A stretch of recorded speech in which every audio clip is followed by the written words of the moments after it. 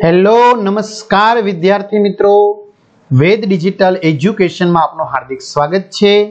આજે આપણે ધોરણ 6 વિષય ગુજરાતી એટલે કે પલાશ કેસુડો જેમાં પ્રથમ પ્રકરણ એટલે કે જે કાવ્ય છે પર્વત તારા, બરાબર, તો એને આપણે વિદ્યાર્થી મિત્રો સરળ સમજૂતી જોવાના છીએ। અને હા, આ છે નવી આવૃત્તિ 2024। તો ખાસ તમારે ધોરણ 6 ના તમામ વિષયના વિડીયો જોતા હોય તો ચેનલ સબસ્ક્રાઇબ કરો, બાજુમાં વાળા બેલ આઇકન પ્રેસ કરો જેથી તમને તમામ વિષયના વિડીયો પ્રાપ્ત થાય। વિડીયો લાઈક કરો, તમારા મિત્રો દોસ્તોને શેર કરો। તો વિદ્યાર્થી મિત્રો આપણે લઈ લઈએ ધોરણ 6 પ્રથમ ભાષા ગુજરાતી પલાશ। તો ઘણાને મિત્રોને થતું હશે કે આ જૂની ચોપડી છે, પણ ના વિદ્યાર્થી મિત્રો, આ 2024 માં આવેલી નવી આવૃત્તિ છે। જો 2024 માં આવેલી નવી આવૃત્તિ છે। તમે અનુક્રમણિકા જોશો તો તમને ખ્યાલ આવી જશે, બરાબર। તો અહીંયા પેલું છે પર્વત તારા, જેમના લેખક છે સુરેશ દલાલ, બરાબર। તો એની આપણે ચર્ચા કરવાની છે। આ રીતની આપણી અનુક્રમણિકા થઈ ગઈ છે, ખ્યાલ આવે છે। પ્રથમ સેમેસ્ટર, દ્વિતીય સેમેસ્ટર એટલે કે પહેલી પરીક્ષામાં આપણે 10 પાઠ સુધી પૂછાશે અને દ્વિતીય પરીક્ષામાં 19 પાઠ સુધી પૂરક વાંચનના પાઠ આપેલા છે। તો આપણે પહેલું ચેપ્ટર લઈએ પર્વત તારા, જેમના લેખક છે સુરેશ દલાલ, બરાબર। જો કે કવિ કહી શકાય આપણે વિદ્યાર્થી મિત્રો, કારણ કે કાવ્ય છે એટલા માટે।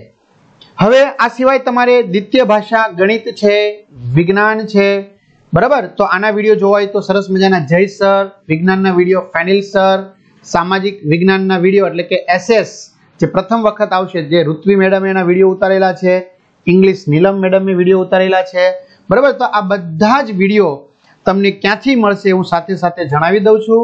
ચાલો જોઈએ ક્યાંથી મળશે। તો આ બધું ક્યાંથી મળશે, તો ઘણા બધા મિત્રોનો પ્રશ્ન હતો કે બધા જ વિષયના પાઠ્ય પુસ્તકના પ્રકરણની સમજૂતીના વિડીયો, જે મેં વાત કરી, સ્વાધ્યાયની સમજૂતીના વિડીયો, વિષય પ્રમાણે મટીરીયલ, પરીક્ષા માટે ઉપયોગી અસાઇનમેન્ટ, બધા જ વિષયના પરીક્ષાના પેપરની સમજૂતીના વિડીયો, અને ખાસ એકમ કસોટીની સમજૂતીના વિડીયો અને સ્વ અધ્યયન પોથીની સમજૂતીના વિડીયો, આ બધું જ વિદ્યાર્થી મિત્રો વેદ ડિજિટલ એજ્યુકેશન નામની એપ્લિકેશન, જે ગૂગલ પ્લે સ્ટોર કે જ્યાંથી તમે ગેમ ડાઉનલોડ કરો છો ત્યાં જઈને ડાઉનલોડ કરો। ન ખ્યાલ આવે તો કોઈ ભણેલ ગણેલ વ્યક્તિની મદદ લ્યો। તમારા મમ્મી પપ્પાના મોબાઈલ નંબર નાખવા, પેજ ખુલે એટલે સેન્ડ ઓટીપી કરો, એટલે 4 આંકડાનો ઓટીપી આવશે, તમે નાખશો એટલે પેડ કોર્સમાં જુદા જુદા પેડ પ્લાન, એક્ઝામ પેપરમાં એકમ કસોટીના પેપર, પરીક્ષાના પેપર, 3 થી 12 માં 3 થી 12 ધોરણના વિડીયો, એમાં તમારું 6ઠું ધોરણ તમારે સિલેક્ટ કરવાનું। જો ખાસ સબસ્ક્રાઇબ કરો, કારણ કે 12 ધોરણ સુધી ઉપયોગી છે। 6ઠું ધોરણ સિલેક્ટ થઈ જાય એટલે 6ઠ્ઠા ધોરણના વિષય આવે, વિષયમાં જાઓ એટલે પાઠ વાઇઝ તમે વિડીયો જોઈ શકશો। અથવા તો શાળા મિત્ર નામની એપ્લિકેશન જાણો જ છો, ધોરણમાં જઈ તમારું 6ઠું ધોરણ સિલેક્શન કરો, પાઠ્યપુસ્તકમાં જઈ તમારે 6ઠ્ઠા ધોરણના વિષય સિલેક્ટ કરો, તો પાઠ વાઇઝ તમને વેદ ડિજિટલના વિડીયો ફ્રીમાં મળશે। તો ચાલો વધુ સમય ન લેતા, પર્વત તારા જેમના છે કવિ સુરેશ દલાલ। સુરેશ દલાલનો જન્મ, આપણે કવિ પરિચય લઈ લઈએ તો જન્મ થાણા મુંબઈમાં થયો હતો।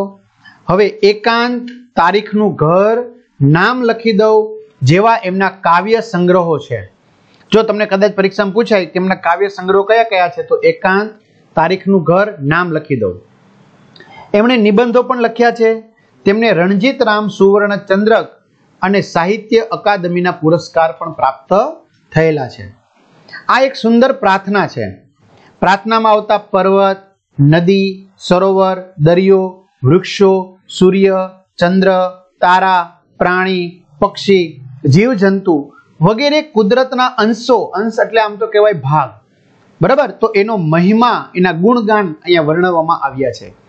અહીં કવિ કુદરતના સઘળા, સઘળા એટલે બધા અંશોમાં, એટલે કે બધા જ ભાગોમાં ઈશ્વરને જુએ છે। એટલે કે અહીં કવિ છે એ પર્વત, નદી, સરોવર, દરિયો, વૃક્ષો, સૂર્ય, ચંદ્ર, તારા, પ્રાણી, પક્ષી, જીવજંતુ આ બધા જ ભગવાનના ભાગ છે। આ બધાની અંદર કવિ છે એ ભગવાનને જુએ છે। તો ચાલો જોઈએ પર્વત તારા પહોળા ખંભા। ખંભા એટલે ખભા, ખંભા એટલે ખભા, એટલે કે પર્વત છે એના આ ખભા કેવા છે, તો કે પહોળા છે। આવી રીતે જો આ એનું મસ્તક છે, આ પર્વતનું આ મસ્તક, તો અહીંથી એનો ખભો આવશે, તો એના ખભા કેવા છે, તો કે પહોળા છે। સર્વર તારી આંખ, સર્વર એટલે આમ તો કહી શકાય કે કુદરતી રીતે બનેલું સરોવર અથવા તો તળાવ, એટલે કે તળાવ જેવડી તારી આંખ છે. આ તળાવ છે એનું પાણી છે તો એને કવિએ કયા ભાસમાં લીધેલું છે? તો કે આંખ સ્વરૂપે લીધું છે. કયા સ્વરૂપે લીધું છે? આંખ સ્વરૂપે. હે ઈશ્વર, ઈશ્વર એટલે ભગવાન, હું તને જોઉં છું. હવે જો વિદ્યાર્થી મિત્રો, આપણે સીધા ભગવાનને જોતા નથી, પણ એ શું કહેવા માંગે છે કે હું પર્વતને જોઉં છું એટલે ભગવાન હું તમને જોઉં છું.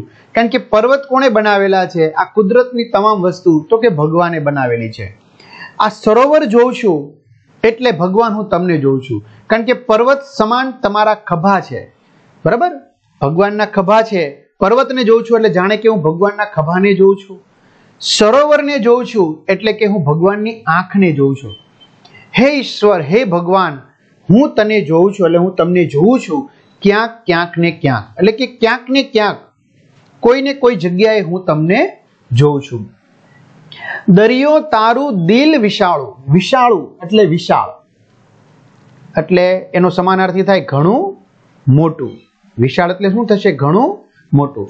એટલે કે દરિયા જેવડું વિશાળ મોટું તમારું દિલ છે. તો હું દરિયાને જોઉં છું તો ભગવાન તમારા દિલ, હૃદયને જોઉં છું.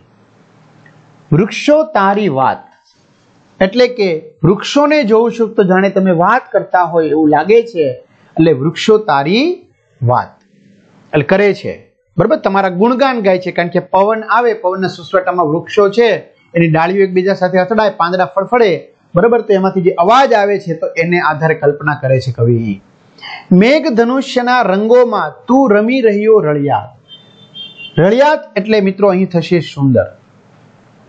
એટલે કે આ જે મેઘ ધનુષ્યના 7 રંગો છે, જાનેવાલી, પીના, રા, તો એના રંગોમાં તમે રમી રહ્યા હોય સુંદર રીતે એવો ભાસ થાય છે. તું તરણાનો તારણહારો. તરણું, તરણું એટલે મિત્રો થશે તણખલું. તમે તણખલાને પણ તારણહારો. તારણહારો એટલે કે તમે એને તારી દો છો, બરાબર? આપણે કેમ કે જીવનને તારણ કરનાર, જીવનને તારી દેનાર. જેવી રીતે ભવસાગરની અંદર નૈયા હોય, હોડી હોય, બરાબર? અને હોડીને જેવી રીતે કિનારે લાંગરી દે એમને તાર્યું કહેવાય. એમ તું તરણાનો તારણહારો, એટલે કે તમે તણખલાને પણ તારી દો છો. તો અમારા જેવા માનવીને તો તમે તારી જ દો. ઝરણાનો તું નાદ. નાદ એટલે વિદ્યાર્થી મિત્રો આપણે કહી શકાય કે સરસ મજાનો મીઠો મોટો અવાજ.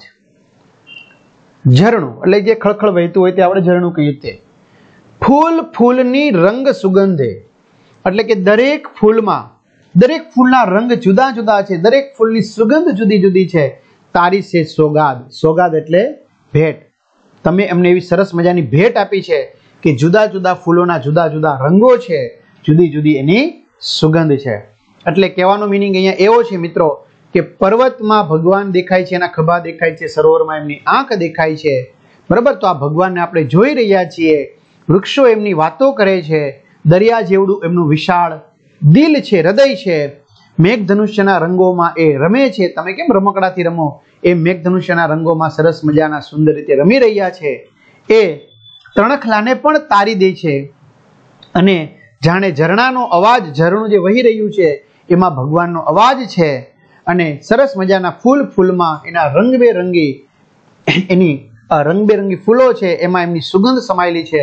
એ એક પ્રકારની આપણે ભેટ આપે છે, સોગાત આપે છે, એની વાત છે. સિંહ, વાઘ ને કોયલ, અહીંયા પ્રાણીઓના, પક્ષીઓના નામ આપ્યા છે. સિંહ પણ ભગવાને બનાવ્યા છે, વાઘ પણ ભગવાને, કોયલ, બુલબુલ, પતંગિયા પણ ભગવાને બનાવ્યા છે. અને તમરા તો રાત્રિના સમયમાં જે અવાજ આવતો ને તમ તમ તમ તમ તમ તમ, તો એ તમરા ખેતરે જતા હોય એને ખબર હોય. સૂર્ય, ચંદ્ર ને તારા આભે, એટલે કે સૂર્ય પણ ભગવાને બનાવ્યો છે, ચંદ્ર પણ ભગવાને બનાવ્યો છે, અને આભની અંદર તારા પણ બનાવ્યા છે. આભ એટલે આકાશ. આભ એટલે આકાશ. અહીં આજ્ઞા અને ભમરા.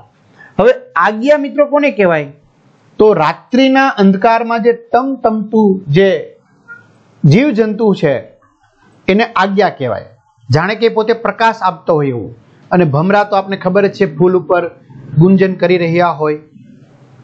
તો સિંહ, વાઘ ને કોયલ, બુલબુલ, પતંગિયા ને તમરા સૂર્ય, આ બધા પ્રાણીઓ છે, પક્ષીઓ છે, સૂર્ય, ચંદ્ર અને તારાઓ જે આકાશની અંદર આવેલા છે, આજ્ઞા, ભમરા જેવા જીવજંતુ છે, તો આ બધાની અંદર ભગવાન તું છે. રાડ પણ તું પાડે છે અને ત્રાડ પણ તું પાડે છે, અને લાડની સાથે, એટલે કે લાડ એટલે આમ તો કહી શકાય પ્રેમથી, સાથે મોર પીછનો સૂર, સૂર એટલે અવાજ પણ તું છે. એટલે કે બધા જ અવાજની અંદર ભગવાન તું છે. હવે આપને ખબર છે, સિંહ ત્રાડ પાડે એટલે કે શું કરે? ગર્જના કરે. બરાબર? તો જંગલમાં રહેલા પ્રાણીઓ રાડ પાડે, ત્રાડ પાડે, અથવા તો પ્રેમથી, કોયલની જેમ પ્રેમથી, મોરની જેમ પ્રેમથી, ટહુકાથી, એનો સૂર એટલે કે અવાજ પણ તમે છો. એટલે કે બધા જ પક્ષી પ્રાણીઓનો જે અવાજ આવે છે એ અવાજમાં પણ તમે છો. સંતા કુકડી રમતો રમતો રહે નજીક ને દૂર. હવે જો સંતા કુકડીની રમતમાં કેવું હોય, ઘણીવાર પાસે પણ સંતાયા હોય કે દૂર પણ સંતાયા હોય, એમ ભગવાન તમે અમારી પાસે પણ છો અને દૂર પણ છો, અને તમે અમને સીધા જોવા મળતા નથી. સંતા કુકડીમાં કેમ કોઈ વ્યક્તિ સંતાયો હોય એ આપણે દેખાય નહીં પણ હોય ખરા. હે, સંતા કુકડીની અંદર તમે કોઈ ઝાડવાની પાછળ તમારો મિત્ર, તમે કેમ ઓલું હાથી અને કીડીબેનની વચ્ચે વાત તમે ભણ્યાતા, બરાબર, આગળના ધોરણોમાં, તો કેમ સંતાઈ જાય છે હાથી અને કીડી સંતાઈ જાય છે પાંદડાની પાસે, એવી રીતે છે ખરા પણ તમે ડાયરેક્ટ દેખાતા નથી. એમ સંતા કુકડી રમતો રમતો રહે નજીક ને દૂર. અંજવાળાના કાંઠા વચ્ચે અંધારાની નદી વહે. એટલે કે આમ બધું જ દેખાય છે પણ એની અંદર, એની ભીતરમાં રહેલો જે ભગવાન છે એ દેખાતો નથી. એટલે કે અંધારાની નદી વહે. અંજવાળાના કાંઠા વચ્ચે અંધારાની નદી વહે. મિત્રો, આ પંક્તિ ખૂબ જ કંઈક ગાઢ આપણે રહસ્ય કહેવા માંગે છે. જો આના જુદા જુદા ઘણા બધા અર્થ રીતે આપણે એને સમજી શકાય. બરાબર?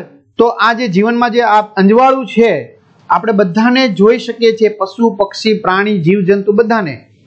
તો આ અંજવાળું છે પણ એની અંદર તું છુપાયેલો છે એ કોઈને દેખાતું નથી.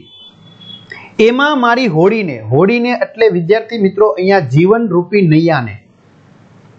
બરાબર? આ કોણ હંકારે?